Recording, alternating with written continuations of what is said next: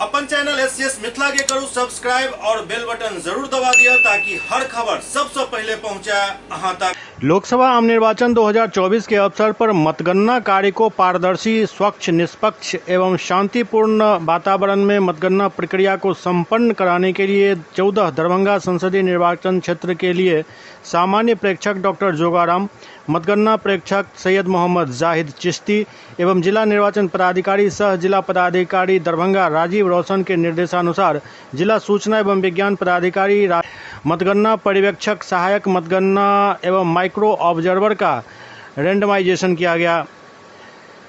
दरअसल 104 मतगणना पर्यवेक्षक, 112 सहायक मतगणना एवं 119 माइक्रो ऑब्जर्वर का रेंडमाइजेशन किया गया। इस अवसर पर अपर समाहर्ता आपदा सलीम अख्तर, उप निदेशक जनसंपर्क सत्येंद्र प्रसाद एवं अन्य संबंधित पदाधिकारीगण उपस्थित थे।